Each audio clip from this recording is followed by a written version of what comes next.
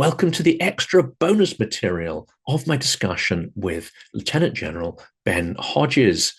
The main video can be found on Silicon Curtain, the main channel. This is an extra 5 minutes where we're going to take a deep dive into the top priorities to help ensure a Ukrainian victory. Before you watch this, please make sure you're subscribed so you don't miss out on any of the material that's going to be produced on this new channel. We are going to be looking in depth at particular news stories that are occurring, both in connection with the Russo-Ukrainian war, but also about what is happening in internal Russian politics as we see the collapse of Putin's regime, the anticipated collapse over the coming months.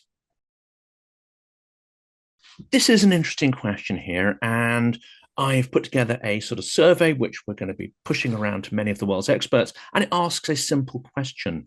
What are the key priorities to enable a Ukrainian victory? Those could be things that Western allies need to do. It could be things that Ukrainians themselves need to do. What would be your top priorities to help enable that Ukrainian victory as soon as possible? I think three things.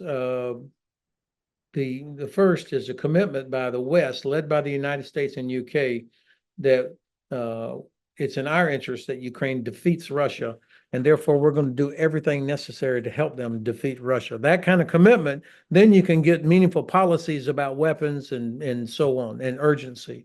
That's the first and most important thing. The second thing, of course, is that commensurate with that is we have got to tighten up the economic sanctions. Russia is still exporting oil and gas through the Black Sea and the Baltic Sea through their so-called shadow fleet. That's what enables them to get enough money to pay for the aid that they are getting from North Korea and Iran and China. So that economic tool, and you alluded earlier, there's some components that are made in the U.S. that are getting laundered through India and somehow ending up in Russia. We have got to stop that. We're not serious about winning if we don't do that.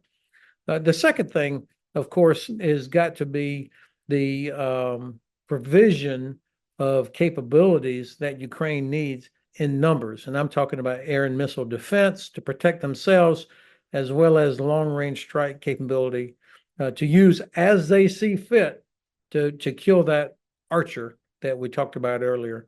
And then the third thing, Ukraine has got to address what we would call the institutional army. That the part of the army that is responsible for recruiting, training, and educating soldiers and officers. They are still deep into this war, still not on a sustainable basis with quality officers and senior soldiers as trainers and educators and recruiters. They've got to do that. And the government has got to earn the confidence of families so that Ukrainian men and women of military age come back to Ukraine, or even hanging around in Kyiv there, that they join the armed forces. They don't have a people problem. They don't have enough soldiers. And the turnaround for that is quite extensive, isn't it? I mean, what's the turnaround period from actually taking a recruit to having a useful resource on the battlefield, albeit maybe combined with more experienced officers and soldiers? It's quite a long turnaround, isn't it? Yeah, well, depending on the nations and the armies and particular job that a recruit goes to, you're talking about 12, 14, 16 weeks when you take a kid off the street and then they pop out the other end properly equipped.